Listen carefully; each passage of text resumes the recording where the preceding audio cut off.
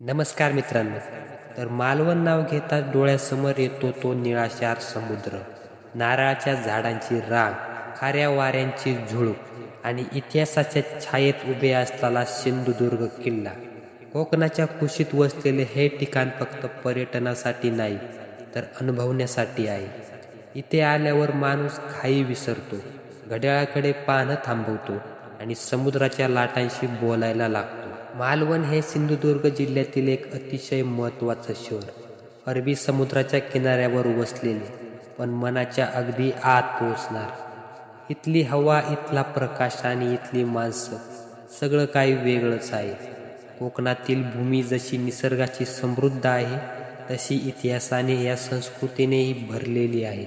मालवणची ओळख म्हणजे छत्रपती शिवाजी महाराजांनी उभारलेला सिंधुदुर्ग किल्ला. समुद्राच्या मध्यभागी उभा असलेला हा किल्ला पाहताना आजही अंगावर शहारे येतात. 1664 साली बांधलेला हा किल्ला म्हणजे फक्त केवळ दगडांची रचना नाही, तर स्वराज्याच्या स्वप्नाची साक्ष आहे.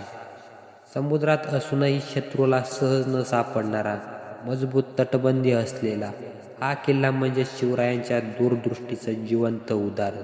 बोटीने जेव्हा सिंधुदुर्ग किल्ल्याकडे जातो तेव्हा समुद्राची खोली, लाटांचा आवाज आणि किल्ल्याचं हळूहळू जवळ येतो. हा क्षण थरारक असतो. किल्ल्यात प्रवेश केल्यावर आत असलेले छत्रपती शिवाजी महाराजांचे मंदिर, हातपायांचे ठसे आणि पाण्याची गोड विहीर, हे सगळं पाहताना इतिहास फक्त पुस्तकात नाही, तर आपल्या समोर उभा आहे असं वाटतं. मालवणचा समुद्रकिनारा हा अतिशय स्वच्छ आणि शांत आहे.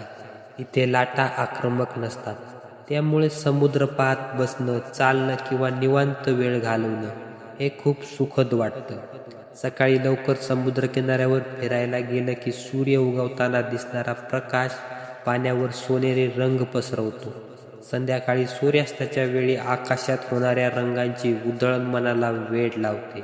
मालवण केवळ पाहण्यासाठी नाही, तर अनुभवण्यासाठी प्रसिद्ध आहे, विशेष स्कुबा ड्रायव्हिंग आणि नॉर्केलिंगसाठी. पारदर्शक पाणी, रंगीबेरंगी मासे, कोरलेलं रीफ्स, पाण्याखाली जग पाहताना आपण भारतात आहोत हेच विसरायला होतं. हा अनुभव अनेकांसाठी आयुष्यातला पहिलाच असतो, पण कायम लक्षात राहणारा. मालवणची खरी ओळख आहे तिथली माणसं आणि तिथली भाषा. थेट गोड, थोडी खट्याळ, पण मनापासून. इथला प्रत्येक माणूस पाहुणचारात पुढे असतो. घरात आला की पाणी, चहा आणि हसणं बोलणं हे सगळं आपोआप मिळतं. आणि मग येते मालवणचे सर्वात प्रसिद्ध आकर्षण, जेवण.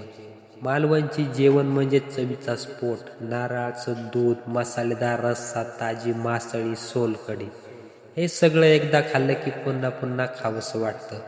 बांगडा, पापलेट, सुरमई, कोळंबी, समुद्र इतका जवळ असल्यामुळे इथली मासळी नेहमीच ताजी असते. मालवणात सकाळी बाजारात गेलं तर मच्छीमारांची लगबग पाहायला मिळते. होड्या किनाऱ्यावर लागलेल्या, जाळी टाकलेले आणि त्यातून बाहेर येणारी ताजी मासळी, हे दृश्य खूप जिवंत वाटलं. हा मालवणचा रोजचा दिनक्रम आहे. मालवणच्या आसपासची ठिकाणंही तितकी सुंदर आहेत. तारकर्ली बीच, देवबाग संगम, रॉक गार्डन ही ठिकाणं मालवणच्या सौंदर्यात अजून भर घालतात. देवबागला करळी नदी ही समुद्राचा संगम पाहताना निसर्ग किती कलात्मक आहे याची जाणीव होते. पावसाळ्यात मालवण वेगळ्या स्वरूपात दिसतं. समुद्र अधिक गंभीर, आकाश ढगांनी भरलेलं आणि हवा गार. या काळात पर्यटन कमी असतं, पण निसर्गप्रेमी हा काळ खूप खास आठवतो. पावसाळ्याच्या सरी, खारट वारा आणि हिरवीगार झाडं, हे दृश्य मनात खोलवर उतरतात. हिवाळ्यात मालवण पर्यटनासाठी सर्वोत्तम मानलं जातं. समुद्र शांत, आकाश स्वच्छ आणि वातावरण प्रसन्न. या काळात बहुतेक लोक मालवणला भेट देतात. मालवण आपल्याला एक गोष्ट शिकवतं: निसर्ग, इतिहास आणि साधं जीवन एकत्र नांदू शकतं. इथे आल्यानंतर माणूस स्वतःकडे पाहायला लागतो. शहरात हरवलेली शांतता इथे सापडते. जो एकदा मालवण अनुभवतो तो फक्त फोटो नाही, तर आठवणी, चव, वास आणि भावना घेऊन परत जातो. आणि या सगळ्या गोष्टी त्याला पुन्हा पुन्हा मालवणकडे खेचून आणतात. मालवणची खरी मजा हळूहळू उलगडत जाते. 1-2 दिवसात तिथलं सगळं पाहून होत नाही, कारण मालवण हे फक्त पाहण्याचं ठिकाण नाही, तर जगण्याचं ठिकाण आहे. सकाळी उठल्यावर समुद्राचा खारट वास, खिडकीतून येणारा वारा आणि दूरवर ऐकू जाणाऱ्या लाटांचा आवाज. दिवसाची सुरुवात वेगळीच होते. मालवणच्या सकाळी फार शांत असतात. शहर अजून झोपेत असतं, पण समुद्र जागा झालेला असतो. काही मच्छीमार आपापल्या होड्या समुद्रात सोडत असतात, तर काही कालच्या जाळ्या आवरत असतात. हा संघर्ष नाही, ही त्यांची रोजची लय आहे. समुद्राशी असलेलं त्यांचं नातं केवळ व्यवसायाचं नाही, तर श्रद्धेचं आहे. मालवणमध्ये देवळांचंही खास महत्त्व आहे. इथे अनेक छोटी मंदिरे आहेत, जी स्थानिक लोकांच्या जीवनाचा भाग आहेत. सकाळी देवळात वाजणारी घंटा, अगरबत्तीचा सुगंध आणि शांततेची प्रार्थना, या सगळ्यात एक वेगळं समाधान मिळतं. मालवणची संस्कृती म्हणजे उत्सव.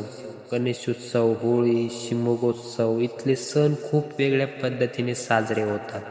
शिमगोत्सवात निघणाऱ्या पालख्या, लोकनृत्य, ढोल ताशांचा आवाज आणि संपूर्ण गाव एकत्र येणं, हे दृश्य पाहताना वाटतं की संस्कृती अजून जिवंत आहे. मालवणी लोककला, नाट्य आणि गाणी यांमध्ये मालवणची ओळख दिसते. मालवणी भाषा जरी थोडी वेगळी वाटली तरी ही कानाला गोड आणि मनाला जवळणारी आहे. थोडक्यात थेट बोलणं हीच मालवणी शैली आहे. मालवणच्या आसपास फिरताना अनेक लपलेली ठिकाणं सापडतात. गर्दीपासून दूर असलेले छोटे समुद्रकिनारे, खडकाळ किनारे, नारळाच्या बागा आणि शांत वाटा, या सगळ्या जागा कॅमेऱ्यापेक्षा मनात जास्त छान साठून राहतात. देवबागला गेल्यावर करळी नदी आणि समुद्राचा संगम पाहताना निसर्ग किती समतोल आहे हे जाणवतं. एका बाजूला शांत नदी तर दुसऱ्या बाजूला अथांग समुद्र. इथे उभं राहिल्यावर आयुष्यही असं संतुलित असावं असं वाटतं. मालवणमध्ये सूर्यास्त पाहणे हा एक वेगळाच अनुभव आहे. सूर्य हळूहळू समुद्रात बुडतो आणि आकाश लाल, नारंगी, गुलाबी रंगांनी भरून जातो. त्याच क्षणी आजूबाजूला बोलणं थांबतं. सगळे शांत होतात, कारण निसर्ग स्वतःची कला दाखवत असतो. रात्री मालवण अजून शांत होतं. शहराचा गोंगाट नसल्यामुळे समुद्राचा आवाज स्पष्ट ऐकू येतो. आकाशात तारे दिसतात आणि थंड वाऱ्यात बसून समुद्राकडे पाहावंसं वाटतं. ही शांतता शहरात सहज मिळत नाही. मालवणमध्ये वेळ घालवण्यावर माणूस बदलतो. इथे आयुष्य हळू आहे पण खोल आहे. इथले लोक कमी बोलतात पण मनापासून बोलतात. कमी गोष्टीत आनंद मानतात आणि निसर्गाचा आदर करतात. आज मालवण पर्यटनामुळे बदलत आहे. नवीन हॉटेल्स, रिसॉर्ट येत आहे. हे बदल गरजेचे असले तरी निसर्ग जपणं फार महत्त्वाचं आहे. मालवण आपल्याला शिकवतं की सुख मोठ्या गोष्टींमध्ये नसतं, तर साधेपणात असतं. समुद्राच्या लाटांप्रमाणे आयुष्यातही येत जात राहतं, पण शांत राहायला शिकलं तर सगळं सोपं होतं. जो माणूस मालवणला येतो तो फक्त प्रवासी राहत नाही, तो काही काळासाठी का होईना पण मालवणी जीवनाचा भाग बनतो आणि परत जाताना मनाचा एक तुकडा इथेच ठेवून जातो. तर मित्रांनो, मालवण म्हणजे फक्त पर्यटन स्थळ नाही, मालवण म्हणजे कोकणाची आत्मा. मालवण म्हणजे समुद्राशी मनाची झालेली ओळख. तर मित्रांनो, कसा वाटला एपिसोड कमेंटमध्ये नक्की सांगा. आणि चॅनलवरती नवीन असाल तर प्लीज चॅनलला सबस्क्राईब करा. मित्रांनो, तर भेटूया एका नवीन एपिसोडमध्ये. तोपर्यंत आपल्या सर्वांना जय शिवराय.